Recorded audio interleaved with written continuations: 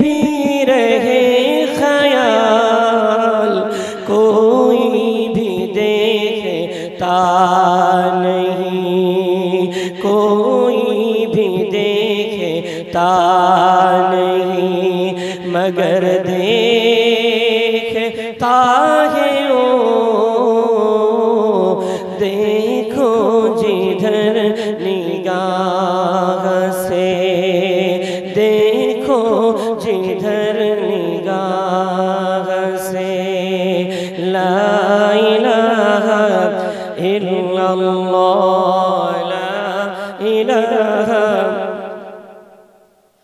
ला इलाहा इल्लल्लाह मुहम्मदुर রাসূলুল্লাহ সাল্লাল্লাহু আলাইহি ওয়াসাল্লাম। মহাসম্মানীয় বাদুড়িয়া পান্তাপাড়া আল-হেরা হিফজুল কোরআন মাদ্রাসা এবং মসজিদের উন্নতি কল্পে আয়োজিত বাৎসরিক এই মহান ইসলামী জলসার নির্ধারিত নির্বাচিত সুদক্ষ ও সুচিন্তিত আজকের জলসার শ্রদ্ধাভাজন মহামান্য সাহেবে সাদাত, আজকের জলসার যোগ্য সঞ্চালক সভাপতি সাহেবে সদর সাহেব, আমন্ত্রিত মুআজ্জাজ মুকাররম উলামায়ে কেরাম, বিশেষ করে পূর্বে আলোচনা রাখছিলেন বন্ধুবর হযরত মাওলানা মুফতি জাহাঙ্গীর আলম সাহেব, আল্লাহ পাক রব্বুল আলামিন তাকে হায়াতে তয়্যিবা প্রদান করেন, তার শরীরটাকে সুস্থ রাখেন, ইসলামী খিদমত নিপুণভাবে আঞ্জাম দেওয়ার তৌফিক দেন। সেই সাথে সম্মুখে বসে থাকা আমার আল্লাহ প্রেমী নবী প্রেমী একদল ভাই বাবাজিরা, স্নেহের কচি কাচারা, পর্দার আড়ালে অবস্থিত আমার আম্মা জান বোনেরা, যারা আজকে বড় মহব্বত করে মাদ্রাসার ঐতিহ্যপূর্ণ এই মাহফিলে এসেছেন, আল্লাহ সকলকে কবুল করেন, আল্লাহ সকলের হায়াতে কিসমতে বরকত দেন, আজকের অনুষ্ঠানকে আল্লাহ কবুল করেন এবং এটাকে আমাদের সবার জন্য আখিরাতের পাথেয় স্বরূপ আমার আল্লাহ মঞ্জুর করে নেন। উচ্চ আওয়াজে বলি আল্লাহুম্মা আমিন। আমি আপনাদেরকে বেশিক্ষণ কষ্ট দেব না, খুবই অল্প সময়ের মাঝে আলোচনা সমাপ্ত হবে। তবে সেই চেনা এবং জানা জায়গা বহুবার আপনাদের মাঝে আল্লাহ আমাকে এনেছেন, আমি আল্লাহর দরবারে শুকরিয়া আদায় করছি। আবার একবার আসার সুযোগ হলো, তবে এর আগে এসেছি দিনের বেলা, আজ শুধু সময়টা পরিবর্তন, রাত হয়েছে। তবে দিনের বেলার মজলিসের শ্রোতা ইচ্ছে অনেকটা বেশি ছিল, আজকে শ্রোতা একটু কম। তবে আশা করছি যারা ঘুরে বেড়াচ্ছেন আর বাইরে না ঘুরে এবার একটু আসেন। আজকের আলোচনার বিষয়বস্তু মাদ্রাসা আপনাকে কি দিতে পারে। আমি এই বিষয়ে কোরআন ও হাদিসের আলোকে দুটি কথা বলার নিয়তে বসেছি। ওমা তাওফীকি ইল্লা বিল্লাহ, আলাইহি তাওয়াক্কালতু ইলাইহি উনীব। আল্লাহ আমাকে বলার আগে, আপনাদের মতো গুণীজনদেরকে শোনার আগে আল্লাহ আমাকে আপনাদের সকলকে আমল করার ফয়সালা করে দেন। উচ্চ আওয়াজে বলি আল্লাহুম্মা আমিন। আমরা নিশ্চয়ই জানি বর্তমান পৃথিবীতে আমরা মুসলমান খুব কঠিন একটি অবস্থার সম্মুখীন।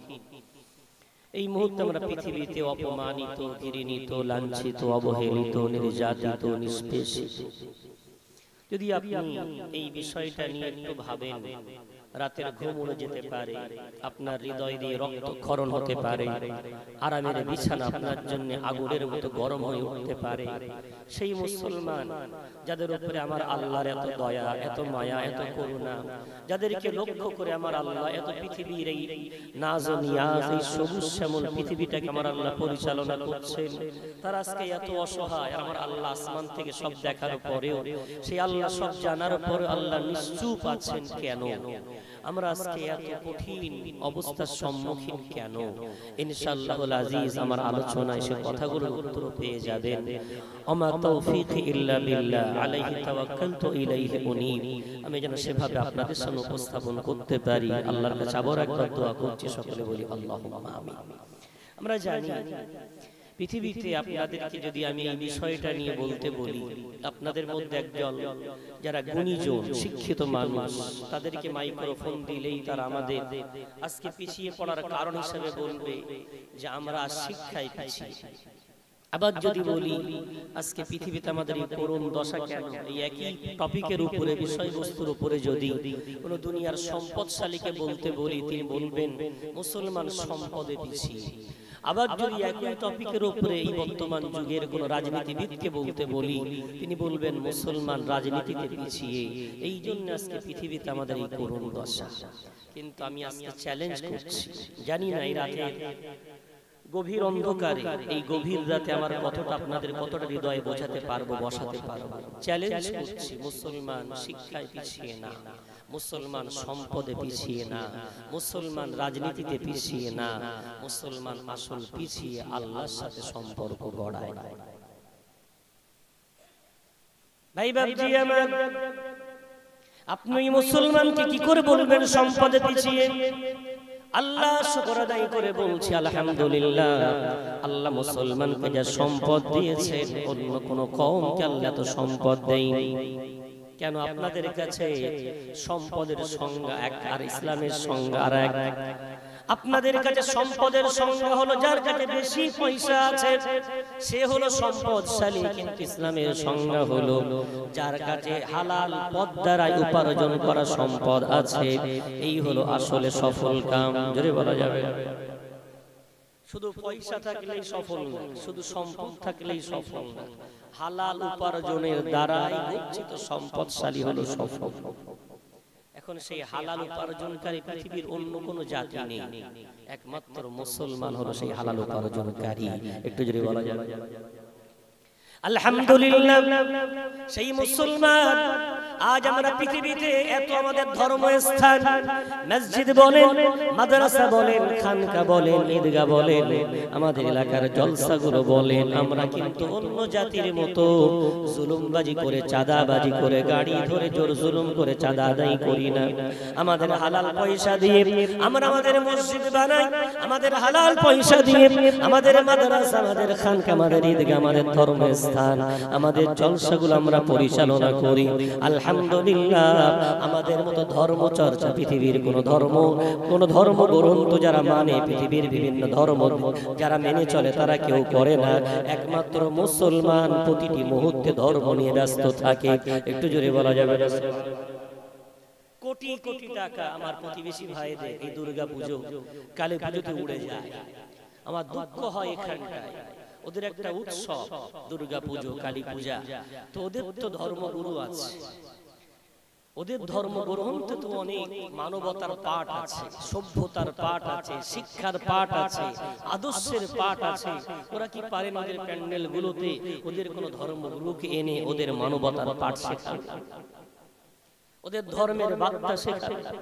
কিন্তু না, কোটি কোটি টাকা শুধু নাচো, গাও আর খাও আর মস্তি করো, এভাবে কোটি কোটি টাকা উড়ে যাচ্ছে। কিন্তু আলহামদুলিল্লাহ আমরা অন্য জাতির মতো না। আমাদের মসজিদে ধর্মচর্চা, আমাদের মাদ্রাসায় ধর্মচর্চা, আমাদের খানকায় ধর্মচর্চা, আমাদের জলসায় ধর্মচর্চা, আমাদের ঈদগায় ধর্মচর্চা, এগুলো সব আমাদের পয়সায় হয়। তাদের এতটা ধর্ম চর্চার জায়গা নেই, কিন্তু আমাদের আছে, আমাদের পয়সায় আছে। তারপর আমরা মাথা উঁচু করে জীবন যাপন করছি। জোরে বলবেন না সুবহানাল্লাহ? আমরা পয়সায় পিছিয়ে। বলবেন রাজনীতিতে পিছিয়ে, আমি বলবো একদম মারাত্মক ভুল কথা। পৃথিবীতে মুসলমানের মতো রাজনীতি পৃথিবীর অন্য কোনো জাতি বোঝে না। ইলেকশন আসুক, মোড়ে মোড়ে, পাড়ায় পাড়ায়, চায়ের দোকানে চুলচেরা বিশ্লেষণ হবে কোন পার্টিকে ভোট দিতে হবে আর কোন পার্টিকে দিতে হবে। প্রকাশ্য শত্রু বানিয়ে ফেলবে যে এই পার্টি করব, এই পার্টি করব না। মুসলমান ছাড়া অন্য কোন পৃথিবীর কওম নেই। স্ত্রী কোন পার্টি করে স্বামী জানে না, স্বামী কোন পার্টি করে স্ত্রী জানে না। তারা ইলেকশন আসলে ঠান্ডা মাথায় ইলেকশন চলে যায়। কিন্তু আমরা বুঝি বলেই তো দুনিয়ার মানুষ দুই কারণে গাড্ডায় পড়ে, এক অধিক দেখার জন্য আর এক অন্ধ হওয়ার জন্য। বেশি আলো পড়লে চোখ ধাঁধা লেগে যায়, গাড্ডায় গিয়ে পড়ে, আর একেবারে না দেখতে পেলে গাড্ডায় পড়ে। আমরা এত বেশি রাজনীতি বুঝি যার জন্য সে গাড্ডায় পড়ে আছে, বুঝি না। বলবেন আমরা শিক্ষায় পিছিয়ে, আল্লাহ শুকর আদায় করে বলছে একটা মুসলমানের বাচ্চা আমাকে দেন 3 মাস পড়াবো, ওই নুরানি কায়দাটা, ওই ইয়াসসারনার কোরআনটা 3 মাসের মধ্যে এত সুন্দর মুখস্থ করে ফেলবে। রাত 12টার সময় তুলে ওকে আপনি বলবেন, বাবা তুমি নুরানি কায়দাটা শোনাও, ইয়াসসারনার কোরআনটা শোনাও, হুবাহু গোটা বইটা শুনিয়ে দেবে। কিন্তু অন্য কোন ধর্মের বাচ্চাকে আমাকে দেন, আমি মাত্র 3 মাস ওকে ধরাপাত পড়াবো, আদর্শ লিপি পড়াবো। রাত 12টার সময় তুলে যদি বলেন, বাবা আদর্শ লিপি ধরাপাতটা শোনাও, ক্ষমতা নাই ওর শোনানোর। কত জায়গায় যে আটকাবে, ও ঠিকভাবে পড়তে পারবে না। কি করে বলবেন? মুসলমান শিক্ষায় পিছিয়ে, ওই মুসলমানের ঘরের কোটি কোটি সন্তান, পৃথিবীর অনেক ধর্মগ্রন্থ আছে, তাদের ধর্মগ্রন্থ মুখস্থ করতে পেরেছে আজ পর্যন্ত কোনো রেকর্ড নেই। কিন্তু আমাদের ধর্মগ্রন্থের মধ্যে 6666টা আয়াত, 612টা পৃষ্ঠা, আলহামদুলিল্লাহ। কোটি কোটি হাফেজে কোরআন আজকে আলেহেরার একটা নতুন বাচ্চা দাঁড়িয়ে পাগড়ি পেয়ে গেল, প্রমাণ করে দিল পৃথিবীর মানুষেরা যার হৃদয়ে 612টা পৃষ্ঠা আছে, তুমি কি করে বলো সে শিক্ষায় পিছিয়ে? পৃথিবীতে কোন পরীক্ষায় তুমি বসাবে, কোন পরীক্ষা তার সামনে এনে দেবে, ও সব তো মুখস্থ করতে পারে। কিন্তু কে বোঝানো হয়েছে, তুমি তো জন্ম নিয়েছো দুর্বল হয়ে, তুমি তো জন্ম নিয়েছো গোলাম হয়ে, তুমি কখনো নেতৃত্ব দিতে পারবে না। ইমাম গাজ্জালির একটি প্রবাদ বাক্য আছে, মান লাম ইয়ারিফ নাফসাহু লাম ইয়ারিফ রব্বাহু। যে নিজেকে চিনতে পারে না, মূল্যায়ন করতে পারে না, সে কোনোদিন রব চিনতে পারে না। ও মুসলমান ভাই বাপজি, আমরা শিক্ষায় পিছিয়ে না। যে মুসলমানের বাচ্চা 612টা পৃষ্ঠা মুখস্থ করে হৃদয় ধারণ করতে পারে, ও দুনিয়ায় প্রত্যেকটা ময়দানে এগিয়ে যেতে পারে। কিন্তু কে বোঝানো হয়েছে তুমি পারো না, তাই পারে না। কিন্তু কে যদি বোঝানো হয়, বাবা তুমি পারবে, ও আবার মাথা উঁচু করে দাঁড়াতে পারে। জোরে বলা যায়। আমরা পিছিয়ে নেই, শিক্ষায় পিছিয়ে রাখা হয়েছে। আমরা রাজনীতি খুব ভালো বুঝি, পয়সা আমাদের যথেষ্ট আছে। হয়েছে কোথায় আমাদের খারাপই? আমরা পৃথিবীতে সবাইকে ধরলাম, বাদ দিলাম শুধু আল্লাহ। রব্বুল আলামিন পারা নম্বর 4 পৃষ্ঠা নম্বর 2 সূরার নাম সূরা আলে ইমরান। আমার রব্বুল আলামিন আমাদের মতো একদল মানবকে লক্ষ্য করে বলেন, ওয়াতাসিমু বিহাবলিল্লাহি জামিআন ওয়া লা তাফাররাকু। ওরে দুনিয়ার মানব মণ্ডলী, আমি রব্বুল আলামিন তোমাদেরকে আদেশ করে বলছি, আল্লাহর রশিটা মজবুত করে ধারণ করো। আমি আল্লাহ কথা দিলাম, যদি মতভেদ ভুলে গিয়ে আল্লাহর রশিটা মজবুত করে ধারণ করো, আমি আল্লাহ তোমাদেরকে তুলে দেখিয়ে দেব। একটু জোরে বলা যাবে? ধরে দেখো না, তুলে দেখাও। এখন আমরা সেই রশি ধরে থাকতে রাজি না। কোরআনের রশি, আল্লাহর এই রশি কোরআন, এটা ধরে রাখতে রাজি না। জীবনে সব কিছু করব। বর্তমান যুগে নাস্তিকরা কখনো কিন্তু পিছিয়ে নেই। ওরা বিশ্বনবীর জামানা থেকে আজ পর্যন্ত ওদের বারবার চেষ্টা মুসলমানকে কোরআন হারা করতে পারলেই সফল। কেন? আমার রাসূল জীবনে মিথ্যা বলেছে? কথা বলবেন না, মিথ্যা বলেছে? আমার রাসূল বলেছেন, তারাকতু ফীকুম আমরাইন লান তাদিল্লু মা তামাসসাকতুম বিহিমা কিতাবাল্লাহি ওয়া সুন্নতি। উম্মাত চলে গেলাম, তবে দুটো জিনিস রেখে গেলাম, একটা হলো আল কোরআন, অপরটা হলো আমার হাদিস। যদি মজবুত করে আঁকড়ে ধরে রাখতে পারো, আমি রাসূল কথা দিলাম কখনোই তোমরা পথভ্রষ্ট হবে না। বিশ্বনবীর এই কথার যেমন একটা ভালো দিক, ধরে রাখলে পথভ্রষ্ট হবে না, এর বিপরীত দিক হলো কোরআন এবং হাদিস যদি ছেড়ে দাও, এমন পথভ্রষ্ট হবে, কোন আলেম, কোন ইমাম, কোন পীর সাহেব বাঁচাতে পারবে না। এমন ধ্বংস তোমাদের জন্য আসবে, ওই ধ্বংস থেকে কেউ তোমাদের তুলতে পারবে না। আজ আমরা সব ধরে আছি, ছেড়ে দিয়েছি কি? আল্লাহর রশিটাই কোরআন ছেড়ে দিয়েছি। জানেন, একটা সময় এই কোরআন হারা করার জন্য আরবের কাফেররা স্লোগান দিত, মুহাম্মদ পাগল। ওরা বলতো মুহাম্মদ জাদুঘর, ওরা বলতো মুহাম্মদ কবি, গায়ক, শায়ের। কেন? যাতে করে মানুষ ওই মুহাম্মাদের কোরআন না শোনে। পারল না আটকাতে। তারপরে তারা যুদ্ধে নেমে গেল, সাহাবাদেরকে কঠিন অত্যাচার করে কোণঠাসা করার চেষ্টা করলো, তারপরেও পারল না। ইসলাম সেই মদিনা থেকে মক্কা থেকে বার হয়ে গোটা পৃথিবীতে ছড়িয়ে পড়লো। নাস্তিকরা চিন্তা করে এত দাবাই, কিন্তু তারপরেও দাবানো যায় না। আরে কখনোই পারবে না, পারবে না। আমার আল্লাহ নিজেই চ্যালেঞ্জ নিয়েছেন। পারা নাম্বার 10 পৃষ্ঠা নম্বর 11 সূরা সূরা তাওবা রব্বুল আলামিন চ্যালেঞ্জ নিয়ে বলছেন, ইউরিদুনা আইয়ুতফিউ নূরাল্লাহি বিআফওয়াহিহিম আল্লাহু মুতিম্মু নূরিহি ওয়ালাউ কারিহাল কাফিরুন। আমি আল্লাহ বলে দিলাম, ওরা কোরআনের গতিটাকে, ইসলামের বাতিটাকে ফুৎকার করে নিভাতে চায়, ওরা কখনোই পারবে না। যতই ফুৎকার করুক না কেন, আমি আল্লাহ এই জ্যোতিটাকে, কোরআনের বাতিটাকে আমি আল্লাহ জ্বালিয়ে রাখবো। যতই কাফেররা হাজার চেষ্টা করুক, পারবে না, পারবে না। একটু জোরে বলা যাবে? এখন ওরা পারবে না, আল্লাহ জ্বালিয়ে রাখবে। তবে চেষ্টা করলে কখনো আল্লাহ পাক রব্বুল আলামিনের বান্দাদের জয় হবে, আর চেষ্টা ছাড়লে কখনো বাতিলের জয় হবে। খুব ঠান্ডা মাথায় বুঝেন, এখান থেকে 30 বছর আগ পর্যন্ত আমার সমাজের একটা মুসলমান ঘর সন্ধ্যার পরে যদি তার ঘরের পাশ দিয়ে যেতেন, তো কোরআনের তেলাওয়াতের আওয়াজ আসতো না? কথা বলে, তেলাওয়াতের আওয়াজ আসতো। ফজরের পরে যদি একটা মুসলমানের ঘরের পাশ দিয়ে সকালবেলা হেঁটে যেতেন, তো কোরআনের আওয়াজ ভেসে আসতো। 30 বছর পেরিয়ে গেছে, এখন তো মক্তব বেড়েছে, মাদ্রাসা বেড়েছে, কিন্তু এখন মুসলমানের ঘর থেকে আর কোরআনের আওয়াজ আসে না, কার্টুনের আওয়াজ আসে। মুসলমানের ঘর থেকে এখন আর কোরআনের আওয়াজ আসে না, সকালবেলা নাক ডাকানোর আওয়াজ আসে। কি ব্যাপার, আওয়াজ গেল কোথায়? আমরা ছোটবেলায় যখন ছোট ছিলাম এই কবিতা শুনতে শুনতে বড় হয়েছি। না ছাড়বো না কোরআন, না ছাড়বো হিন্দুস্তান, না ছাড়বো না কোরআন, না ছাড়বো হিন্দুস্তান, জন্মভূমির ভালোবাসা আমাদের ঈমান। সুবহানাল্লাহ বলুন। আমরা ছোটবেলায় এই কবিতা শুনতে শুনতে বড় হয়েছি। এই ভারত ভূমিতে বেঁচে থাকবো, কোরআন হবে আমার মাথার তাজ। একটু জোরে বলা যাবে? কোথায় গেল সেই কোরআন? কে কেড়ে নিল সেই কোরআন? হ্যাঁ, নাস্তিকরা বসে নেই। এখান থেকে 30 বছর আগ পর্যন্ত আমার দাদুগুলো জানতো না, আমার বাবুরা জানতো না, ভাইয়েরা জানতেন না যে 30 বছর আগে এই জায়গায় বসে কোন ব্যক্তি দুবাইয়ে আছে, কোন ব্যক্তি বোম্বে আছে, কোন ব্যক্তি দিল্লি আছে, তার সাথে সরাসরি ছবিতে কথা বলা যাবে। এটা 30 বছর আগ পর্যন্ত আমার যদি কল্পনা করতে পারি।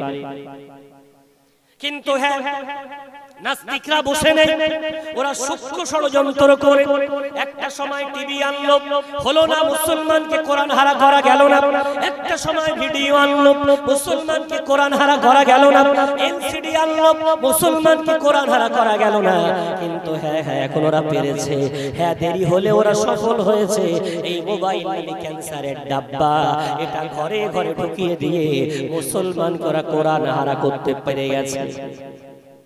মুসলমানকে আজ কল্পনা করিনি মুসলমানের মসজিদ থেকে গানের আওয়াজ আসবে, মুসলমান কল্পনা করিনি ওদের খানকা থেকে গানের আওয়াজ আসবে, মুসলমান কল্পনা করিনি জলসার মঞ্চ থেকে গানের আওয়াজ আসবে, মুসলমান কল্পনা করিনি ওদের ঘরে গান বাজবে।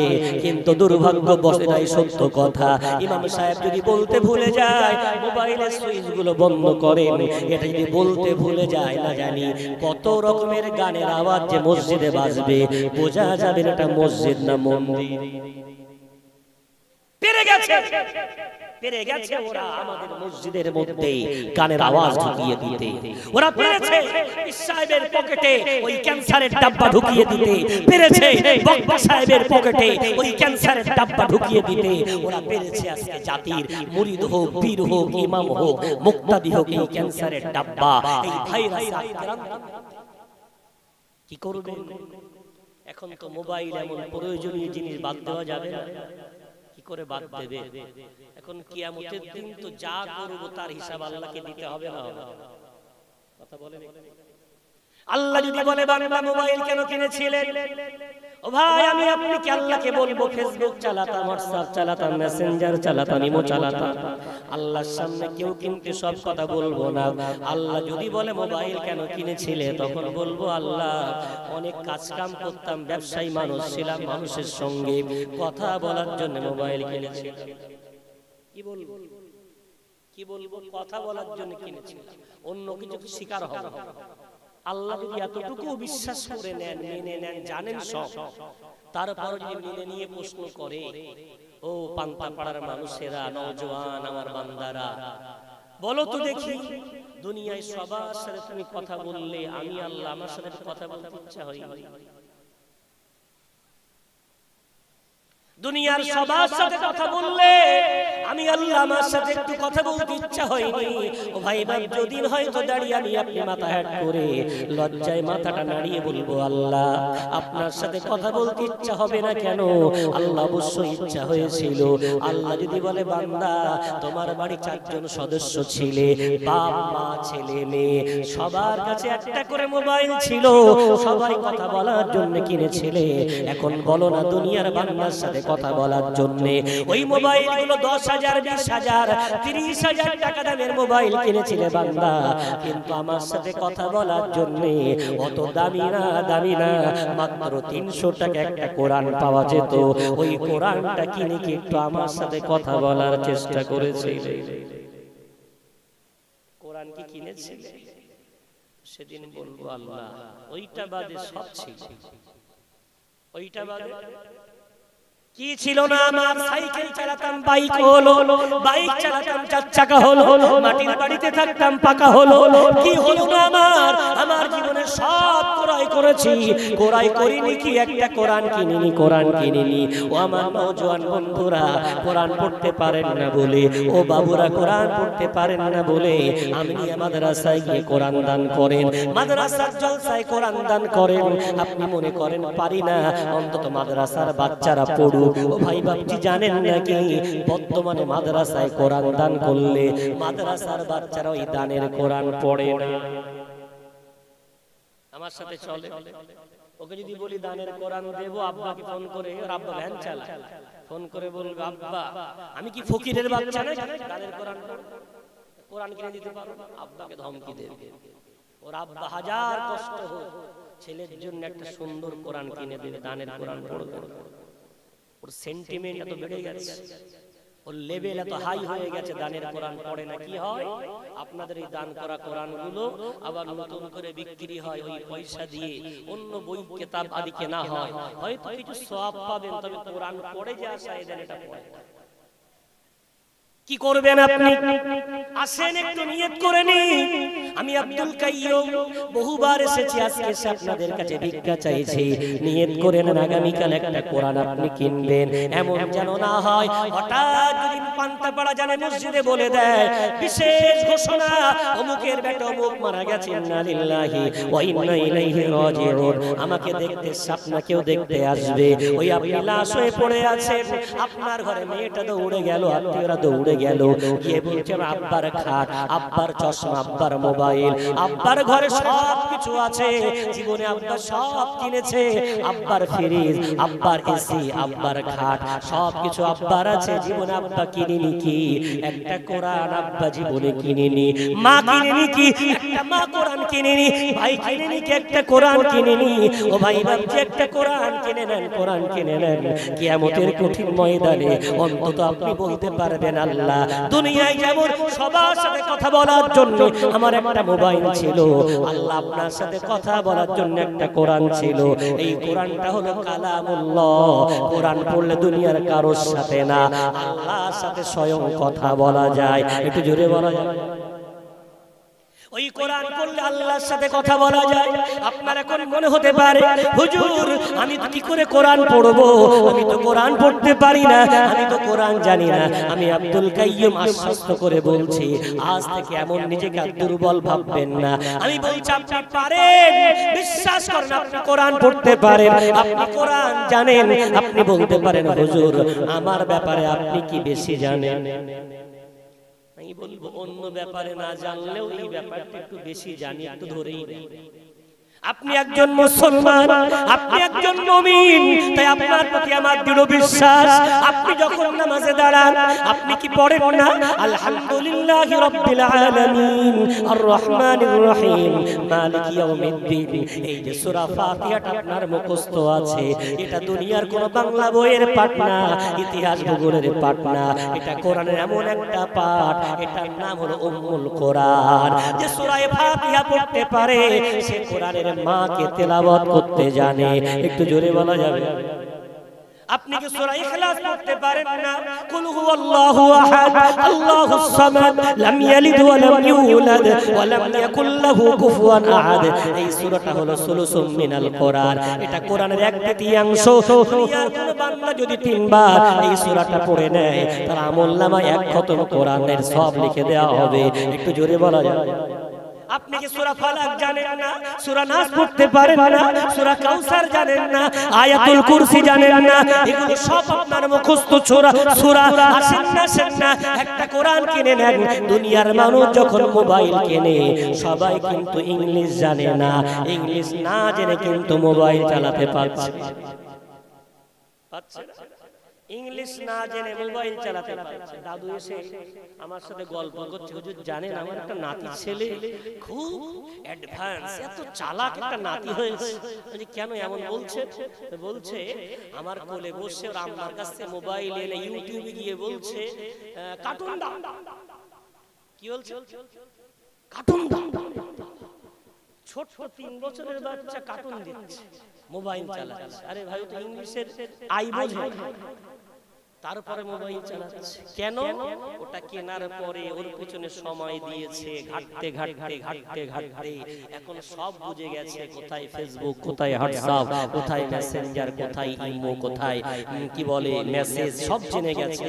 তাহলে ওটা ইংলিশ না জেনে যদি চালাতে পারে, আসেন না হাতে হাত ধরে বসে না থেকে এটা বলতে পারেন আরবি জানেন না, এটা বলতে পারেন আরবি পড়তে পারেন না, তো আরবি না জেনে কোরআন চালানো যেতে পারে, কোরআন পড়া যেতে পারে। জোরে বলা যাবে?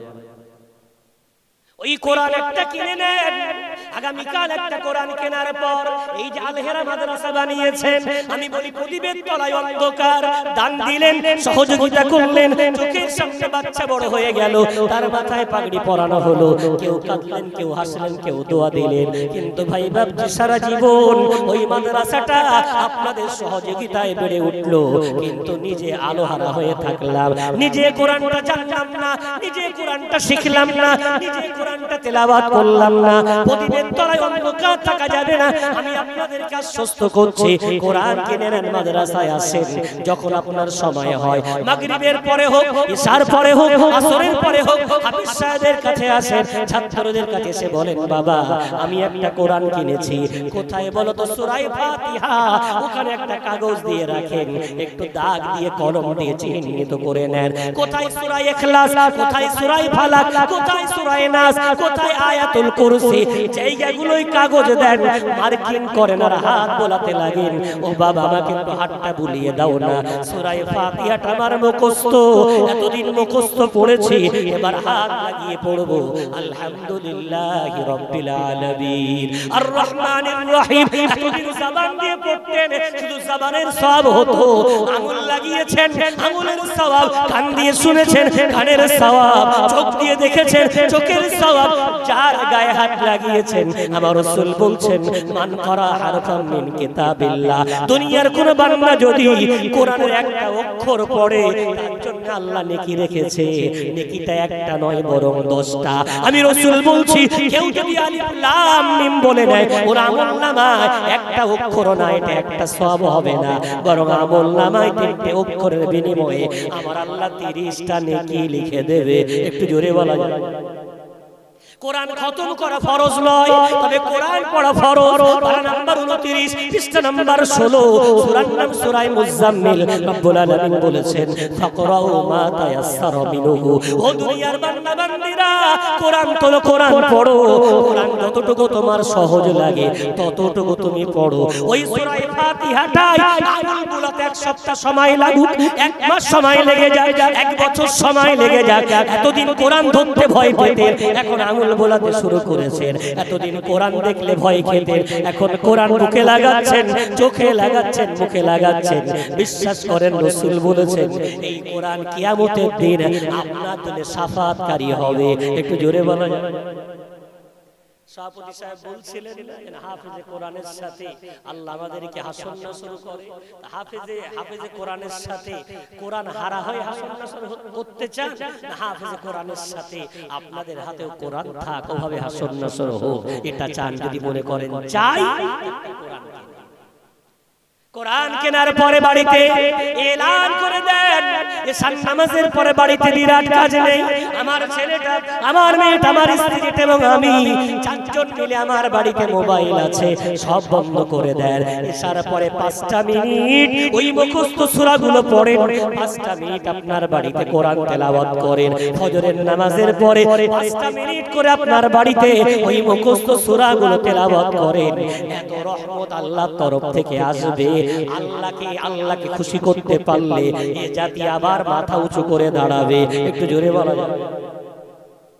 এর সাথে তার সাথে সম্পর্ক কোনো লাভ হবে না। সম্পর্ক আল্লাহর সাথে গড়লেই আমরা সফল হব।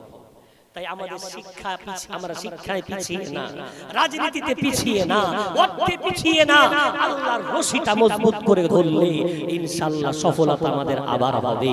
একটু জোরে বলা যাবে। এখন কোরআন পড়লে মাদ্রাসায় এলে একটু যদি আপনি মাদ্রাসার ছাত্র হয়ে যান লাভ কি হয়? মাদ্রাসা কি দেয়? মাদ্রাসা যেটা দেয় পৃথিবীর কেউ সেটা দিতে পারে না। কি দেয় জানেন? পৃথিবীতে ডিগ্রি দেয়। পৃথিবীর ইউনিভার্সিটি, কলেজ, বড় বড় বিশ্ববিদ্যালয়, বড় বড় বিভিন্ন প্রতিষ্ঠান আপনাকে দুনিয়ার ডিগ্রি দেয়। মাদ্রাসা যে ডিগ্রি দেয় পৃথিবীর কেউ দিতে পারবে না। কি দেয়? হ্যাঁ হ্যাঁ মাদ্রাসা ওটা দেয়। রব্বুল আলামিন পাক কোরআন 14 পারা প্রথম পৃষ্ঠা সূরা হিজর রব্বুল আলামিন বলেছেন ইন্না নাহনু নাযালনা যিকরা ওয়া ইন্না লাহু লাহাফিজুন। ওরে দুনিয়ার বান্দা বান্দীরা আমি আল্লাহ কোরআন নাযিল করেছি আর ওই কোরআনের হাফেজ দুনিয়ার অন্য কেউ আগে না, আমি আল্লাহ হলাম প্রথম কোরআনের হাফেজ। একটু জোরে বলা যাবে। হাফেজ মানে কি? সংরক্ষণকারী। হাফেজ মানে কোরআনটাকে হেফাজতকারী। আল্লাহ বলছে দুনিয়ার কেউ না, প্রথম আমি আল্লাহ হলাম হাফেজ। যদি বলা যায় আল্লাহ কোথায় সংরক্ষণ করলেন কোরআনকে জিজ্ঞাসা করেন, ওই কোরআন উত্তর দিয়ে বলে দেবে। পারা নাম্বার 30 পৃষ্ঠা নম্বর 11 সূরার নাম সূরা বুরুজ। আল্লাহ বলেছেন আমি সংরক্ষণ করে রেখে দিয়েছি কোরআনুম মাজিদুম ফি লাওহিন মাহফুজ। জোরে বলেন আল্লাহু আকবার। ওই কোরআন আমার আল্লাহ তার নিজস্ব একটা ডায়েরি আছে যাকে বলা হয় লাওহ। এই লাওহে আমার আল্লাহ কোরআনটা সংরক্ষণ করে রেখে দিয়েছেন। সুতরাং ওই কোরআন আমার আল্লাহ প্রথম হেফাজত করেছেন। এখন লাওহে মাহফুজ ফেরেশতাদের সামনে আছে, কিন্তু এই কোরআন আমার আল্লাহ জিবরাইল আমিন ছাড়া কাউকে পড়তে দেয় না। আল্লাহ বলেন রে মিকাইল আমার অনেক তুমি নৈকট্যবান ফেরেশতা হতে পারো, ওরে ইসরাফিল আমার তুমি মকবুল ফেরেশতা হতে পারো, ওরে মালাকুল মউত আমার প্রিয় ফেরেশতা হতে পারো, তবে কোরআন পড়ার পারমিশন পাবে না।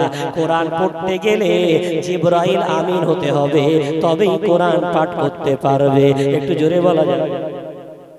তাই যারা কোরআন পড়ে তারা দুনিয়ার কোন দলের লোক না, যারা প্রথম কোরআন পড়ে ওরা আল্লাহর দলের লোক, যারা কোরআন পড়ে ওরা জিবরাইল আমিনের দলের লোক। নাম্বার 3 ওই কোরআন আল্লাহ যখন দুনিয়ায় নাযিল করার ইচ্ছা করলেন আদম নবীকে দিলেন না, নূহ নবীকে দিলেন না, ইব্রাহিম, ইসমাঈল, ইসহাক, জাকারিয়া, মুসা, ঈসা আলাইহিমুস সালাতু ওয়াস সালাম আল্লাহ কাউকে দিলেন না। আল্লাহ বললেন কোরআন নিতে গেলে আমার হাবিব মুহাম্মদ হতে হবে, মুহাম্মদ না হলে ওই কোরআন আমি আল্লাহ যাকে তাকে দেব না। সুতরাং ওই কোরআন যারা পড়ে ওরা দুনিয়ার কারোর সাথী না, আমার নবী মুহাম্মদ সাল্লাল্লাহু আলাইহি ওয়াসাল্লামের সাথী। একটু জোরে বলা যায়। মাদ্রাসা কি দেয়? মাদ্রাসা দেয় আল্লাহর বন্ধু, মাদ্রাসা দেয় জিবরাইল আমিনের বন্ধু, মাদ্রাসা দেয় বিশ্ব নবী রাসূল কারীম সাল্লাল্লাহু আলাইহি ওয়াসাল্লামের বন্ধু। একটু জোরে বলা যাবে। পৃথিবীর কেউ দিতে পারবে না এই ডিগ্রি, পৃথিবীর কেউ দিতে পারবে না এই সম্মান, পৃথিবীর কেউ দিতে পারবে না এই ইজ্জত। এখন সেই কোরআন আজ আপনাদের আলহেরা মাদ্রাসা থেকে একটা বাচ্চা কোরআনের পাঠ সমাপ্ত করে হাফেজ হয়েছে। আপনাদের গর্ব যে আপনাদের পয়সা বৃথা যাচ্ছে না, আলহামদুলিল্লাহ ফল তৈরি হচ্ছে। আল্লাহ মাদ্রাসাকে কবুল করুন, হাফেজ সাহেবকে কবুল করুন।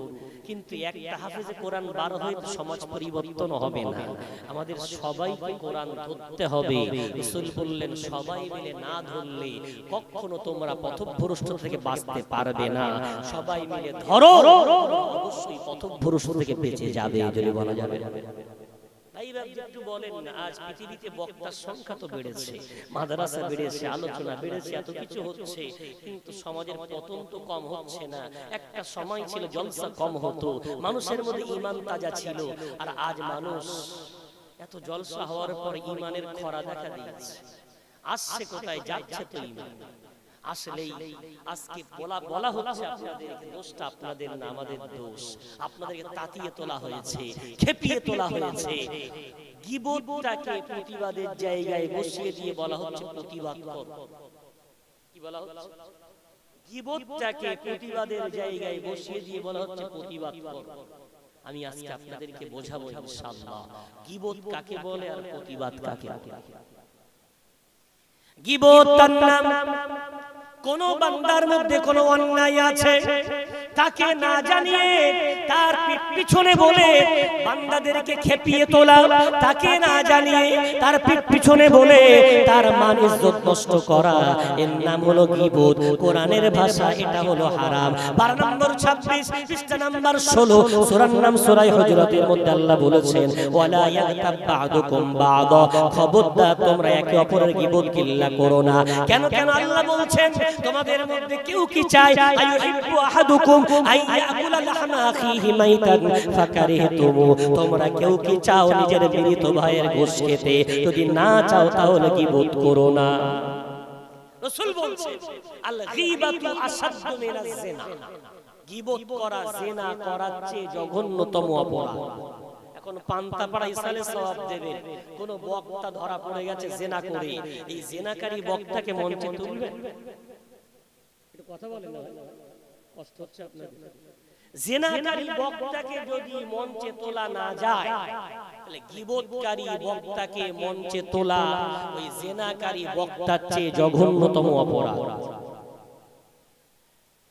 চলে আসে গীবত 3 শ্রেণীর মানুষের জন্য জায়েজ।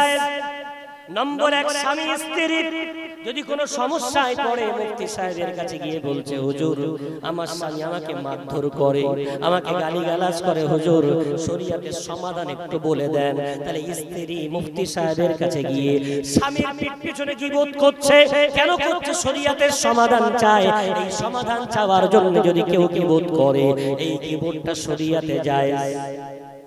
নাম্বার 2, সমাজে কোন অন্যায় ছড়িয়ে গেছে, কোন বক্তাকে দাওয়াত করতে গেছে, গিয়ে বলছে হুজুর আমার গ্রামে ঘরে ঘরে মহিলা সমিতি, আমার গ্রামে ঘরে ঘরে লোন, আমার গ্রামে ঘরে ঘরে লটারি, হুজুরের বিরুদ্ধে আপনি একটু প্রতিবাদ করবেন।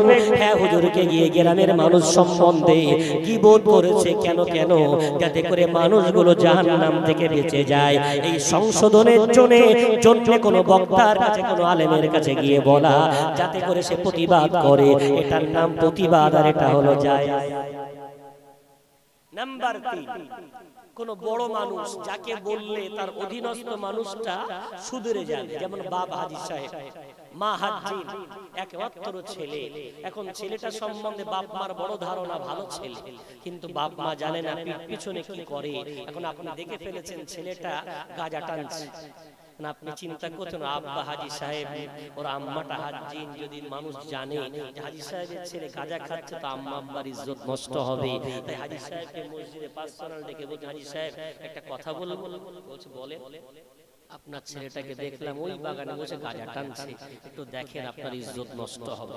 তাহলে ছেলেটা সম্বন্ধে গীবত করছে কার সাথে? ওর আব্বার সাথে। কেন? ওর ইজ্জত নষ্ট করার জন্য নয়, যাতে করে ওই গাঁজা খাওয়া থেকে এই ছেলেটা বেঁচে জান্নাতি হয়ে যায়। একটু জোরে বলা যাবে? এক কথায় গোটা আলোচনার সার সংক্ষেপ, আমি যদি গীবত করি ওই সময় জায়েজ যখন ওর জান্নাতের কামনার্থে মন্দ কাজ থেকে সে বিরত হয়ে জান্নাতি হয়ে যাক, এই নিয়তে যদি গীবত হয় সেই গীবতটা জায়েজ। জোরে বলা যাবে? কিন্তু হচ্ছে মনে এমন করে প্রতিবাদ হচ্ছে, সামনে পেলে ওর গলায় পা দিয়ে দাঁড়িয়ে চটকা। কথা বুঝতে পারছেন? এত রাগ মনে হচ্ছে সামনে পেলে হয়। আরে ভাই, এর নাম প্রতিবাদ না, এর নাম গীবত। তোমার মধ্যে যদি তোমার এলেমে, তোমার পাণ্ডিত্যে অন্যের অন্যায় ধরা পড়ে, বিশ্বনবী হাবিবুল্লাহ রাস্তা দেখিয়ে গেছেন, ওই কোরআন এবং হাদিস ছাড়া জাতি কোনোদিন ভালো রাস্তায় আসবে না। রাসূল বললেন, তোমাদের মধ্যে কেউ যদি এমন কারো অন্যায় দেখতে পায়, তুমি কি হয়ে যাবে? আল মুমিনু মিরআতুল মুমিন, একজন মুমিন অন্য মুমিনের জন্য আয়না হয়ে যাবে। তোমার আয়নায় যদি অন্যের ভুল ধরা পড়ে, তুমি ডাইরেক্ট তাকে ফোন করে তুমি তার কাছে গিয়ে তার সাথে সাক্ষাৎ করে তার ভুলটা ধরিয়ে দাও। আমাকে ভালোবেসে আপনারা এনেছেন, আমার ব্যক্তিগত কারোর উপরে রাগ আছে, আমি তাকে বিরাট বলা বলে গেলাম, আর শ্রোতা বলছে হুজুর যা দিয়েছে না, এটা আমি গীবত করলাম। শ্রোতারা গীবত শুনলো, গোটা জলসাটা হারাম হারাম হারাম, গোটা জলসাটাই হারাম। এর নাম প্রতিবাদ, এর নাম গীবত। তোমার এলেমে কারো অন্যায় ধরা পড়েছে, সামনে যেতে যদি ভয় লাগে ফোন করো, তার নম্বর নাও, ফোন করে বলো তুমি অমুক জায়গায় এই কথাটা বলছিলে, শরীয়তের মানদণ্ডে না যায়, তুমি কেন বললে? তুমি কিন্তু এর থেকে বিরত থাকবে। দলিল দিয়ে, রেফারেন্স দিয়ে কথা বলেন। কোরআন বলছে উদউ ইলা সাবিলি রাব্বিক, আল্লাহর রাস্তায়, আল্লাহর রাস্তায় ডাকতে হলে তিনটি পন্থা। নম্বর 1 বিল হিকমা ওয়াল মাউইজাতিল হাসানা ওয়াজাদিলহুম বিল্লাতি হি আহসান। নম্বর 1 প্রজ্ঞাময় আল্লাহর কোরআনের কথা, হাদিসের কথা দিয়ে কথা বলো। নম্বর 2 মাউইজায়ে হাসানা, মিষ্টি মিষ্টি সুন্দর কথা দিয়ে তাকে বোঝাও। তারপরে না পারলে যুক্তি তর্ক করতে হলে শান্তির সাথে সুন্দর তথ্যপূর্ণ যুক্তি তর্ক দিয়ে প্রতিবাদ জানাও। তুমি তার পিঠ পিছনে তাকিয়ে দিও না। জোরে বলা যায়। আজকে এই কোরআন ছাড়ার জন্য, আজকে এই হাদিস ছাড়ার জন্য আমার সমাজ আজ বিভ্রান্ত, আমার সমাজ আজ হতচ্ছাড়া অবস্থায় জীবন যাপন করছে।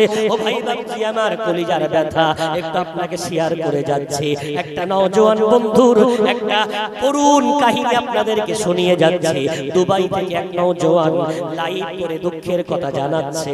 ওরে ওলামারা, তোমরা কি জানো বর্তমান পৃথিবীতে 60% মুসলমান তারা এখন ধর্ম চর্চা করতে চায় না। ইসলাম নিয়ে ওদের মাথা ব্যথা নেই। ওরা শুধু মনে করে উপার্জন করো, খাওয়ার মস্তি করো, এর নাম জীবন, এর নাম জীবন। যুবকটা বলছে 60% মুসলমান, মুসলমানদের ধর্ম নিয়ে কোনো মাথা ব্যথা নেই। আমি কথাটা শুনে মনে করলাম, দেখি কথাটা একেবারে খারাপ বলছে, এত সময় ঠিক ছিল, কিন্তু যুবকটা এটা বলার পরেই বলছে এর জন্য ওলামারা দায়ী। 60% মুসলমান যে ধর্ম থেকে পিছিয়ে, এর জন্য ওলামারা যেই বলেছে, আমার পিঠে যেন চাবুকের বাড়ি মারার মতো আঘাত। আমি বলছি কি ব্যাপার, ওরা আমাদের দায়ী করে কেন? যুবকটার প্রতিবাদ আপনি শুনলে চোখে পানি চলে আসবে। যুবকটা বলছে, ওরে ওলামারা, তোমরা কি একবার আমাদের কথা ভাবো? আমরা যখন ভিন রাজ্যে চলে আসি, ভিন দেশে কাজ করতে আসি, আমাদের বাড়ি থেকে কেউ কোনোদিন এই জন্য ফোন করে না, ওরে বাপ তুই কেমন আছিস, তোর শরীরটা কেমন, ঠিক মতো খাওয়া দাওয়া হয় তো, ঠিক মতো ঘুমাতে পারিস তো, এই জন্য কেউ ফোন করে না। বাপ ফোন করলে টাকা লাগবে, মা ফোন করলে টাকা লাগবে, ভাই ফোন করলে টাকা লাগবে, বোন ফোন করলে টাকা লাগবে। এমন যেন ভাবে ভিন রাজ্যে গেলে, ভিন দেশে গেলে ও কোনো টাকার গাছ পেয়ে গেছে, টাকা ছাড়া কোনো কথা নেই। ফোন করলেই টাকা। 16 ঘন্টা 18 ঘন্টা করে আমাদের ডিউটি হুজুর। ওলামারা আমরা কেউ 30 তলার উপরে, কেউ 25 তলার উপরে প্লাস্টার করছি, কেউ পুট্টি করছি, কেউ রং করছি, কেউ ঝুলে পাইপ লাগাচ্ছি। এই অবস্থায় মসজিদে আযান হচ্ছে, আল্লাহু আকবার, আল্লাহু আকবার। আমার মনটা চেয়ে উঠলো আমি একটু আল্লাহর ঘরে দৌড়ে যাই, আল্লাহর সাথে একটু কথা বলে আসি। আমি 25 তলার উপর থেকে নিচে নেমে এলাম, গোসল করলাম, ওযু করলাম, পাঞ্জাবি পরলাম, আমি আল্লাহর ঘরে যাব বলে মাথায় টুপি দিয়ে যেই বার হয়েছে, হঠাৎ এক হুজুর আমার হাতটা ধরে বলছে, কোথায় যাচ্ছ বাবা? আমি বলছি এই মসজিদটায় যাব। বলে যেও না বাবা, ওটা হচ্ছে বেরেলির মসজিদ, যেও না বেরেলির মসজিদ। আমি তখন হুজুরের কথাটা শুনে মুখটা ঘুরিয়ে নিয়ে এদিকে যাচ্ছি, আর এক হুজুর ঘপাত করে হাত ধরে, কোথায় যাচ্ছ বাবা? তাই বলছি জুমার নামাজ পড়তে তো যেও না তাবলীগের মসজিদ। আমি তখন মুখটা ঘুরিয়ে নিয়ে এই দিকে যাচ্ছি, আর একজন গপাত করে হাত ধরে বলছে কোথায় যাচ্ছ বাবা? যে মসজিদে জুমার নামাজ পড়তে। যেও না সিলসিলার মসজিদ। সর্বনাশ, যেও না, সবাই বলছে যেও না। যাক, আমি তখন দেখছি ঘড়ির কাঁটা জুমা ছেড়ে গেল বুঝি, যা হোক করে একটা মসজিদ জোর করে ঢুকেই গেলাম। শুধু সালামটা ফেরানোর অবকাশ, ফতোয়া হাত ধরেই বলতে, তুমি আমিন আসতে বললে কেন বেদাত? আমিন জোরে বলতে পারো।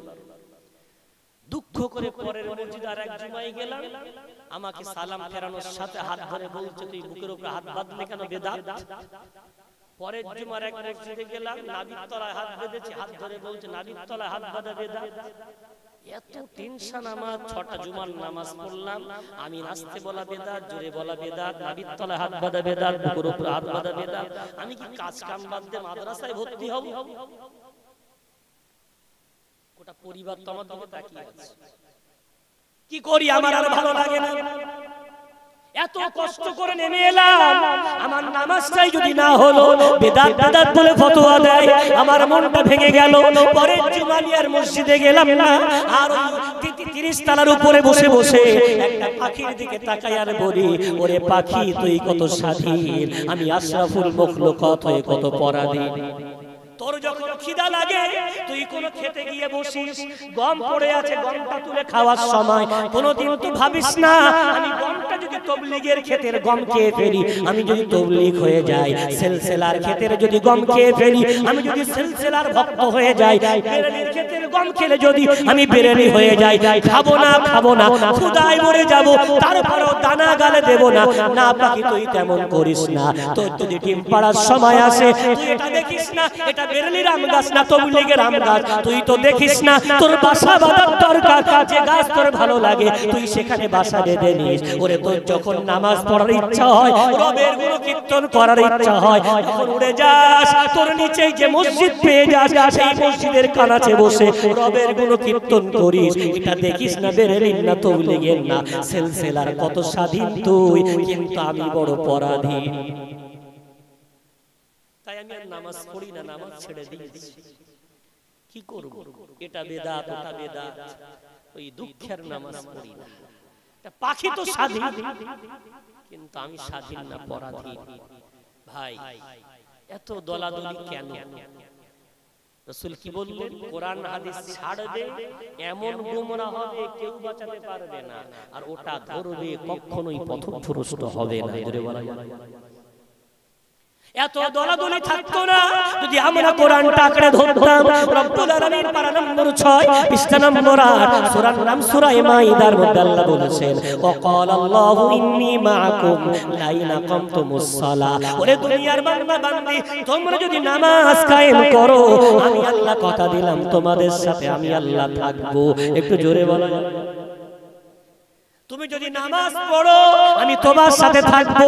এখন তোমার কাছে হাত বাঁধা, নাভির তলায় সুন্নাত, আমার কাছে হাত বাঁধা, পেটের উপরে সুন্নাত। ভাই তোমারটা তুমি পড়ো, আমারটা আমি পড়ি, আমারটা তোমার উপরে চাপাবো না, তোমারটা আমার উপরে চাপাবে না। এসো সবাই মিলে নামাজ পড়ি। নামাজ পড়লে আল্লাহ আমাদের সাথে থাকবে। একটু জোরে বলো। তা করব না। দলাদলি আর প্রতিবাদ, বিরাট প্রতিবাদ সভা হচ্ছে। আখিরি জোহর যারা পড়ে না, আমারও বক্তব্য দেওয়ার সময় হয়েছে, তো আমি বলছি যাক আজকে একটু প্রতিবাদ সভায় আসতে পেরে ধন্য। দেখছি আমার যারা সিলসিলার ভক্তের মুরিদ সব বসে আছে, হাতে 3 ফুটের সব লাঠি। বলছি ভাই লাঠি এনেছো কেন? বলে আখিরি জোহর যারা পড়ে না মাথা ফাটাবো, সালাম কিয়াম যারা করে না মাথা ফাটাবো, 8 রাকাত তারাবি যারা পড়ে মাথা ফাটাবো। তো মনে হচ্ছে ওমরে ফারুক বসে আছে, ইমানের জাযবা টকবক করে লাফাচ্ছে। তাই বলছি যাক ও যুবক, তুমি বলো মাথা ফাটাবে না? তোমার গ্রামে জামে মসজিদ আছে? বলছি হুজুর একদম আছে। তোমার জামে মসজিদে মাসে কটা জুমা হয়? বলছি হুজুর 4টে জুমা হয়। তুমি কটায় যাও? তো মাথাটা নিচের দিকে নিয়ে বলছি হুজুর দুটোই যায় আর দুটোই ছেড়ে দিই। আচ্ছা দুটোই যাওয়া দুটো ছেড়ে দাও, মাথা ফাটাবে কার? আখিরি জোহর যে পড়ে না। আচ্ছা জুমার নামাজ পড়া কি ফরজ আর আখিরি জোহর পড়া কি ওয়াজিব? তাহলে তুমি ফরজ নামাজ ছেড়ে দিয়ে ওয়াজিবের মাথায় লাঠির বাড়ি মারবে, জায়েজ হবে তো? তো লাঠিটা নিচে রেখেছে। আমি তোমার গ্রামে জুমার নামাজে কতজন মুসল্লি? তো বলছো মোটামুটি 150 খানেক হবে। আমি তোমার গ্রামের মসজিদটা তাবলীগদের না সিলসিলার? সিলসিলার, পাক্কা সিলসিলা। লেখা আছে আল্লামা হুজুর এবং দাতা হুজুরের মতাদর্শের মসজিদ, এখানে অন্য কোনো দল মতের আলোচনা চলে না। বলছি আলহামদুলিল্লাহ, অনেকটা কৃতজ্ঞ আল্লাহর, তোমরা নাম পেরেট লাগিয়ে দিয়েছো। এখন বলো তোমার গ্রামে তাবলীগ অন্য কোনো মাযহাবের মানুষ নেই, দলের মানুষ না? হুজুর 150 মুসল্লি আমরা সব সিলসিলা। তো জুমার দিনে ফরজ নামাজের পরে আখিরি জোহর কজন পড়ে? 150 এর মধ্যে কজন পড়ে? তো বলছে 20 জন মতো। চলে যায় কতজন? 130 জন মতো। এই যারা চলে যায় তাবলীগ একদম একটাও নেই, আহলে হাদিস বলে একটাও নেই। কারা ওরা? সব সিলসিলা। এখন বলো ভাই, তুমি তো জানো আখিরি জোহর পড়া ওয়াজিব, এই জেনে পড়ো না তুমি বেশি অপরাধী, আর না সেই ব্যক্তিটা বেশি অপরাধী যে জানে আখিরি জোহর পড়তে হয় না, ও জানে না বলে পড়ে না, আর তুমি জেনে পড়ো না, অপরাধীরা কে বেশি? তখন মাথাটা হ্যাট করে বলছে যে মনে হচ্ছে আমি বেশি অপরাধী। লাঠিটা কার মাথায়? ওর মাথায় না তোমার মাথায় পড়ে? আস্তে লাঠিটা সরা, দেখে দাও মাথা ফাটাবে বলে। আচ্ছা সালাম কিয়াম করা কি? তো বলছে হুজুরা বলে মুস্তাহসান। যে হ্যাঁ মুস্তাহসান, ঠিকই বলেছে। তো বলো তো সালাম কিয়াম পড়ে লাভ কি? তো রাসূলের রওজায় পড়লে রাসূল ডাইরেক্ট উত্তর দেয়, আর যদি কোনো দূর দূরান্ত থেকে পড়া হয় তো ফারিস্তা মারফত পৌঁছানো হয় এবং আমার রাসূল ফারিস্তা মারফত তার উত্তরটা প্রদান করেন। যদি বলে সহিহ হাদিস, কোনো সমস্যা নেই। এখন বলো বাবা, তোমার গ্রামে যখন জলসা হয় তো সালাম কিয়ামের মুসল্লি কতটা? তো হুজুর জলসা সালাম কিয়াম পর্যন্ত খুব একটা ভিড় হয় না, তবে তাবারুক দিলে প্যান্ডেলের জায়গা হয় না, রাস্তায় একদল আজরাইল, মিকাইল, ইসরাফিল, মালাকুল মউত সব লাইন দিয়ে কাতার বন্ধ হয়ে এসে চলে যায়। তার মানে কি ব্যাপার? জলসায় লোক হয় না তো রাস্তায় তাবারুকের সময় এত ফারিস্তা আসে কেন? তো হুজুর ওসব ফেরেশতার প্যান্ট নাপাক, সব ফেরেশতার কি নাপাক? প্যান্ট নাপাক, দাঁড়িয়ে দাঁড়িয়ে কুকুরের মতো চালায়, তাই সালাম কিয়াম নাপাক অবস্থায় পড়বে, তাই কোনোদিন আসে না। চোর হতে পারে, বংশ ভালো। চোর হলে কি? চোর তো এক দুষ্টু প্রকৃতির, চোর হলে কি বংশ ভালো, প্যান্ট নাপাক, তাই এসে সালাম কিয়াম পড়া বিয়াদবিতে রাস্তায় বসে খেয়ে চলে যায়। মুসলমান সিলসিলা মতাদর্শের মানুষ। আচ্ছা তোমার গ্রামের জলসায় সালাম কিয়াম করলে না, অথচ মাথা ফাটাতে শূন্য কেউ করে না বলে, ও ভাই সালাম কিয়াম শুধু জলসায় না, সারা জীবন বয়স কত তোমার? 25, 35, 28, 45? একটু বলো না, জীবনে কোনোদিন রাতের গভীরে উঠে কি রাসূল কারীমের জন্য কোনোদিন জীবনে একদিন সালাম পড়েছো? মনে পড়ে কি তোমার? একটু বলো না, ও নবী কামলিওয়ালা, যেতে পারলাম না তোমার রওজায়, বুক ভরা বেদনা, বুক ভরা আর্তনাদ, আল্লাহর কাছে দোয়া করি আল্লাহ যেন মরণের আগে আপনাদের সকলকে একবার ওই রাসূলের রওজা জিয়ারত করার তৌফিক দেয়। জোরে বলি আল্লাহুম্মা আমিন। কোনদিন কি পেরেছি রাতের গভীর অন্ধকারে আল্লাহর কাছে হাত তুলে দোয়া চেয়ে একটু সালাম কিয়াম করে আমার নবীকে বলে দিলাম, নবী পারলাম না যেতে, এখনো একটু দরুদের হাদিয়া পাঠালাম, হাদিস অনুযায়ী সহিহ হাদিস অনুযায়ী এই দরুদ সালাম পৌঁছে যায়, তাই গভীর রাতে পাঠিয়ে দিলাম। তুমি যদি এই গভীর রাতে কোনোদিন পাঠাতে, আমি বুঝতাম সত্যি তুমি আমার রাসূলের প্রতি ভক্তি ভালোবাসা রেখে সালাম পড়ো। এত দ্বন্দ্ব কিসে?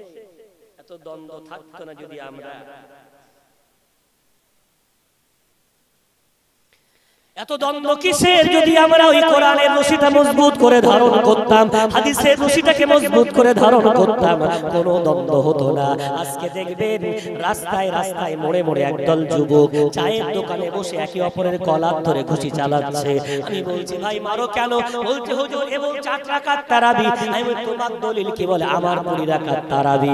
আমি বলছি যাক ভাই, তোমার 20 রাকাত আর 8 রাকাত, বলো ভাই তোমার দলিল 8 রাকাতের কোথায় পেলে? বলে অমুক বক্তা ক্যান্সারের ডাব্বাই বলেছে। ক্যান্সারের ডাব্বা আমার একটা বাক্য, এটা হলো মোবাইল কে ক্যান্সারের ডাব্বা বলেছে। এই যুগ এই সমাজ সব শেষ এই ক্যান্সারের ডাব্বা। তো বলছো ক্যান্সারের ডাব্বা এক বক্তা বলেছে তারাবির নামাজ 8 রাকাত। 20 রাকাতের ছেলেটাকে যে তোমার দলিল, বলে হুজুর আমি ওই মোবাইলে দেখেছি, এক হুজুর চ্যালেঞ্জ করেছে 1 লক্ষ টাকা চ্যালেঞ্জ, 20 রাকাত প্রমাণ না করতে পারলে আমি সারা জীবন পেশায় পানি তুলব। যা কোরআন হাদিস বাদ দিয়ে দলিল সব ক্যান্সারের ডাক্তার। তো যা দুজনাকে আমি সম্বোধন করে বলছি, ভাই রমজান মাস জীবনে কটা পেয়েছো? ও বলছে হুজুর আমি মোটামুটি 20 বছর। তুমি? বলে হুজুর 22 বছরের মতো। তো এই 22 বছরে কটা তারাবি তুমি পড়ো? দুটো একসাথে উত্তর দিচ্ছে, প্রথম তারাবি শেষ। কি বলছো? একসাথে প্রথম তারাবি আর শেষ। লড়ছে কি নিয়ে? 8 না 20। আমি তখন যুবকটাকে বলছি, রে যুবক, দুজন তো নাক ফাটিয়ে দিলে, প্রথম তারাবি আর শেষ তারাবি। ওরে যুবক, বলো না ওই জুমার সময়, ওই রমজানের সময় জুমার নামাজে কি তুমি যাও? বলে হুজুর কিছু করি আর না করি, রমজান মাসে 4টে রোজা করি, 4 জুমায় রোজাটা বাদ দেই না। 4টে রোজা করি হুজুর, 4টে জুমার দিন রোজা করে মসজিদে যাই। তাই বলছি মসজিদে যখন যাও তাহলে ইমাম সাহেবকে আলোচনাটা করে শোনো। রমজান মাস আসলে জান্নাতের দরজা খুলে দেওয়া হয়, জাহান্নামের দরজা বন্ধ করা হয়, শয়তান বেঁধে রাখা হয়। এই হাদিসটা শুনেছি, মানে এই হাদিসটা শুনেই তো বেশি সমস্যা। শুধু মনে করো রমজান মাসে শয়তান বাধা, তো এত ঝামেলা কেন? হাদিসটা শুনেছি মানে পুরো মুখস্থ। আমি বলছি তুমি ওটা কি শুনেছো তো এতদিনে, দেখবে একটু চোখে, দেখা যায় মানে একদম। চলে একটু তোমাকে দেখিয়ে আনি। ও যুবক, আজ থেকে তুমি আর দ্বন্দ্ব করবে না, কথা দাও। তুমি 8 রাকাতের পক্ষপাতী, তোমার কাছে 8 রাকাত প্রমাণ। তুমি তোমার গ্রামের মসজিদে গিয়ে 8 রাকাত তারাবি পড়ো, আর আমার কাছে 20 রাকাতের প্রমাণ। আমার গ্রামের মসজিদে আমি 20 রাকাত তারাবির নামাজ পড়ি। মসজিদ যদি রমজান মাসে খোলা থাকে, তুমি 8 রাকাত পড়ো, আমি 20 রাকাত পড়ি। তোমার 8 ঘন্টা আগে শেষ হয়, আমার 8 ঘন্টা পরে শেষ হয়, কোনো সমস্যা নেই। মসজিদ খুলে রাখো। এই মসজিদ খোলা মানে জান্নাতের দরজা খোলা। একটু জোরে জোরে বলো। জাহান্নামের দরজা বন্ধ দেখতে চাও? তোমার গ্রামের ক্লাবটাকে তালা মারো, জুয়ার আড্ডায় তালা মারো, মদের আড্ডায় তালা মারো, লটারির আড্ডায় তালা মারো। তুমি ওই হারাম কাজগুলোই তালা মেরে দাও। আমি আমার গ্রামে তালা মেরে দিই, তোমার ক্লাব বন্ধ, আমার ক্লাব বন্ধ। তোমার জুয়ার আড্ডা বন্ধ, আমার জুয়ার আড্ডা বন্ধ। তোমার ক্যারাম বোর্ড বন্ধ, আমার ক্যারাম বোর্ড বন্ধ। এসো, এটা হলো এইগুলো বন্ধ মানে জাহান্নামের দরজা বন্ধ। আর যদি দেখো এগুলো খোলা আছে, যারা পেটাচ্ছে, যারা ওখানে মস্তি করছে, এরা অন্য কেউ না।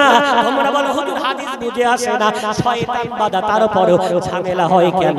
ও চলে গেছে, তোমাদের মতো একদল শয়তান চেলা ছেড়ে গেছে। তোমাদের মতো একদল শয়তান চেলা ছেড়ে গেছে, এই জন্য এত ঝামেলা। যদি ওই জাহান্নামের দরজাটা বন্ধ রাখো, ইনশাআল্লাহ আল্লাহর সমাজ আর দ্বন্দ্ব ঝামেলা হবে না। একটু জোরে বলা যাবে? এত দ্বন্দ্ব হিসাব করলে কোনো দ্বন্দ্বই নেই। আরে ভাই, নামাজ এটা হচ্ছে ফরজ ইবাদত, আমাকে করতে হবে। আমি নাভির তলায় বাঁধবো, তুমি পেটের উপরে বাঁধবো, তোমার মসজিদে বাঁধবো, আমাকে বাধ্য করতে যেও না। আর আমি তোমাকে বাধ্য করব। এ শোনা, নামাজ পড়লে জান্নাতে ইনশাআল্লাহ দেখা হয়ে যাবে। একটু জোরে বলেন। কিন্তু আমরা ওই কোরআন ছেড়েছি বলে এত মারামারি, এত হানাহানি, এত কাটাকাটি, এত দলাদলি। ও ভাই ভাই, কোরআন ধরতে হবে। কোরআনের রশিটা মজবুত করে ধারণ করতে পারলে অর্ধেক ঝামেলা মিটে যাবে, অশান্তি দূর হয়ে যাবে। একজন মুমিন অন্য মুমিনের ভাই ভাই হয়ে যাবে। একটু জোরে বলা যাবে? আজকে পৃথিবীতে আমরা মার খাচ্ছি কি জন্য? ওর নাম আব্দুর রহমান, ওর নাম আব্দুস সাত্তার, ওর নাম মুসা, ওর নাম জাকারিয়া। তাই আমরা মার খাচ্ছি। আমাদের চাকরি নেই, আমাদের ইজ্জত নেই, আমাদের সম্মান নেই। আর আমরা দ্বন্দ্ব করছি, সালাম কিয়াম করব না করব না, লড়ো সারা জীবন লড়ো। ওই লড়তে লড়তে কবরে না যাওয়া পর্যন্ত জাতি শোধরাবে। ভারতবর্ষের যে অবস্থা, পেটাই শুরু হবে খুব শীঘ্রই, প্রস্তুত থাকে। খুব শীঘ্রই পেটাই শুরু হবে। দেলে পেট থেকে গেছে, এপারে ওপারে ঢেউ এপারে চলে এসে যে মঞ্চগুলো একটা সময় মানুষ হেদায়েত পেত, সেখানে এসে ঈমান হারাচ্ছে। একটা সময় ঈমান হারা হতো মানুষ, জলসা এসে ঈমান নিয়ে বাড়ি যেত। আর এখনকার জলসা ঈমান ছিল, এসে গীবত শুনে ঈমান হারিয়ে বাড়ি। কঠিন এক সমস্যা চলছে। আসেন না, হাত তুলে সম্মানের সাথে বলবেন, হুজুর আমরা আপনাকে গীবত করার জন্য আনি না। যেই হোক, কোরআনের কথা বলবেন তো ভাই, আদবের সাথে হাত তুলে, বয়স্ক বাবু হন, দাদু হন, নওজোয়ান বন্ধু হন, হাত তুলে বলেন হুজুর আমাদের এই কোরআন হাদিসের কথা বলেন, শরীয়তের কথা বলেন। আমার সমাজ আজকে লাঞ্ছিত, অপমানিত, ঘৃণিত, আমরা কি করে এর থেকে উঠে আসতে পারি এই নিয়ে বলেন। আমি আপনার কারো উপর রাগ আছে আর তার কারো উপর রাগ আছে শুনতে চাই না। আসেন আমরা একটা ঐক্যবদ্ধ সমাজ গঠন করি, একটু জোরে বলা যায়। আমার রাসূল ভাঙতে আসেন, রাসূল গড়তে এসেছিলেন। আমার রাসূল ভাঙতে আসেন, জুটতে এসেছিলেন। আর আজ আমরা ভেঙে ফেলছি, এই ভাঙাটা রাসূলের সুন্নাতের কাজ না। একটা প্রশ্ন এসেছে, উত্তরও দিতে হবে। হরিকাটা একটা শুনছেন বলে বলতে ভালো লাগছে, সব জায়গায় বলতে ভালো লাগে না। এই যে আগ্রহ, আমি বহুবার এসেছি, সত্যি আমি মনে মনে আপনাদের জন্য দোয়া করি। দিনের বেলা যে শ্রোতা হয় এখানে, দিনের বেলা যে শ্রোতা হয়, আমার এত ভালো লাগে যে রাতের চেয়ে দিনের জলসা অনেক ভালো। আর আপনাদের এই জলসা দেখে আমি বলি যে আলহামদুলিল্লাহ, দিনের বেলা জলসা এত শ্রোতা যে হতে পারে, রাতে কেন দিতে যাব? লাইট খরচ, অনেক গোনা ইত্যাদি ইত্যাদি। দিনের বেলা হচ্ছিল ভালো, কি জানি এবার আপনাদের কি সিদ্ধান্ত রাতের বেলা হলো। তো যাই বা হোক, আপনাদের আগ্রহ আছে, আল্লাহ আপনার আগ্রহকে কবুল করুক।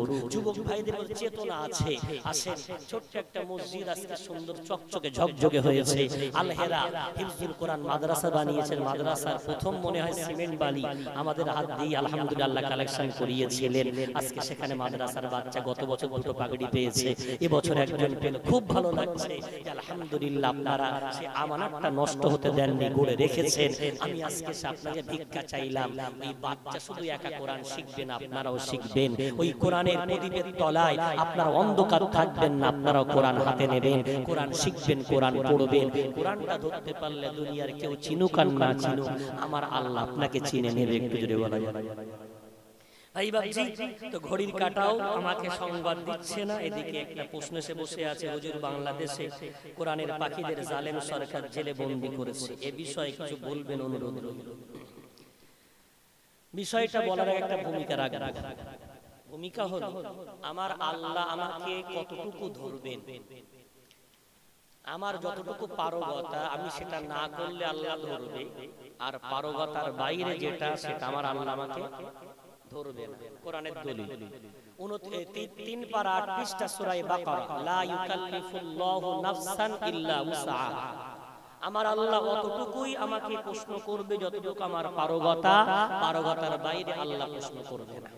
এখন এটা বুঝে নিয়ে এবার আসেন, রিসেন্ট শুনছেন না যে আমাদের কলিজায় হুজুর খুব ব্যথা, বাবরি মসজিদ ধ্বংস করে রাম মন্দির বানানো হয়েছে, শুনছেন না?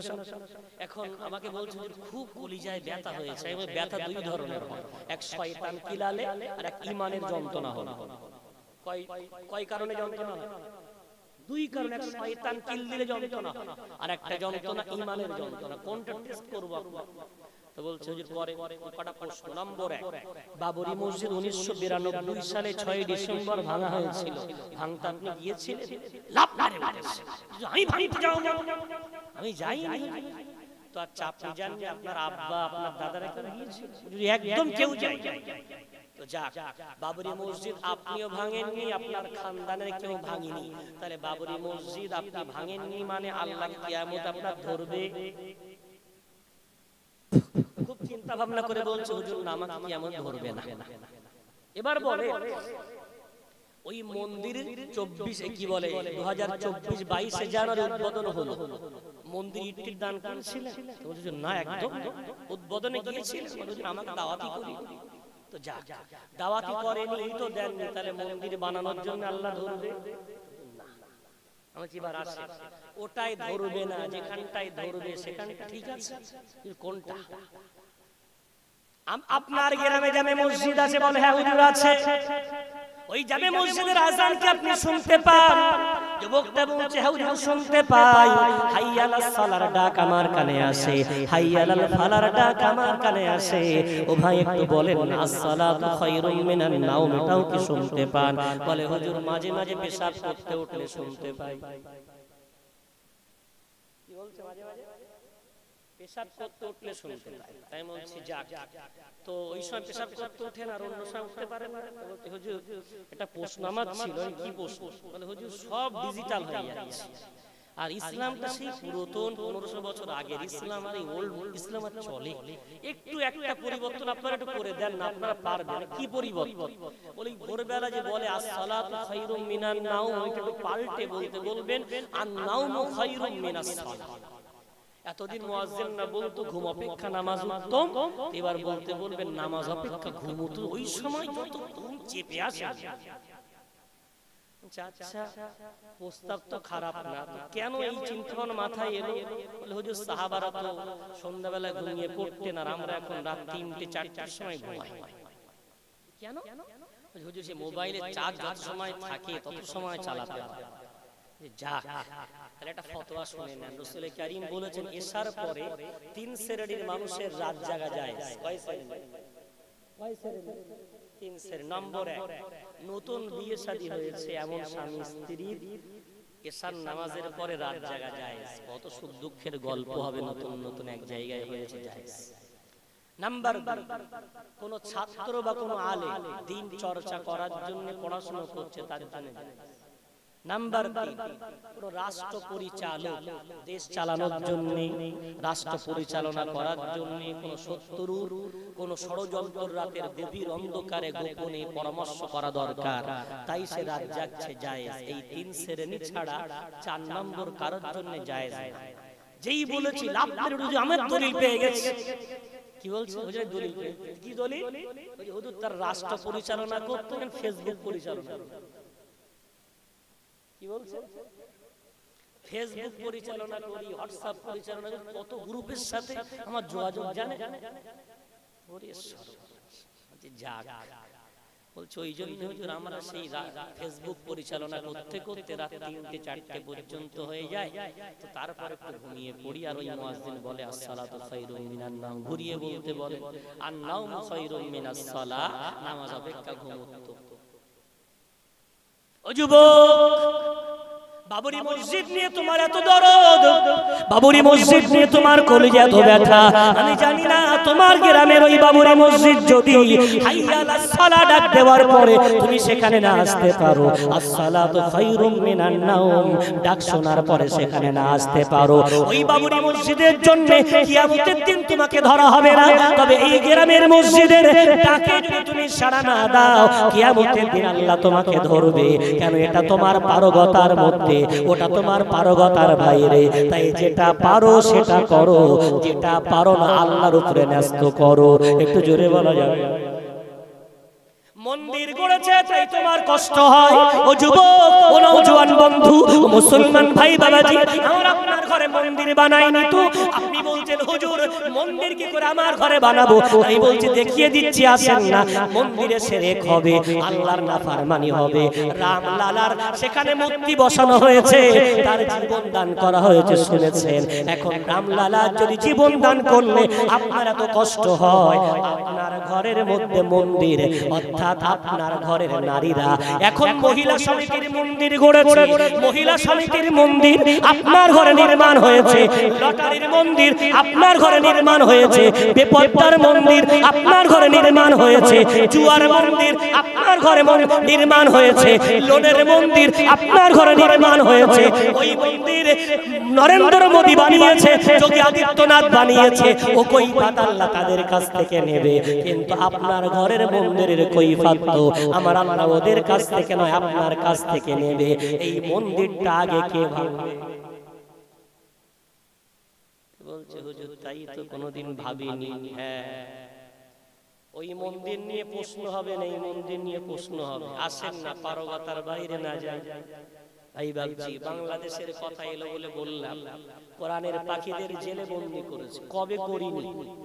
কোরআনের পাখিদের তো যুগ যুগ ধরে এই রাস্তায় হাঁটতে হয়েছে। রাস্তা বলো বড় কঠিন সফর, গন্তব্যস্থলে পৌঁছানো অনেক কষ্ট।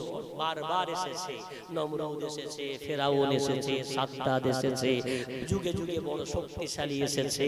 কোরআনের কণ্ঠকে রুদ্ধ করার জন্য এসেছে আল্লাহর কথা। আল্লাহ বলেছে আমি আবার আমার কোরআনকে জয়ী করে দেখিয়ে দেব।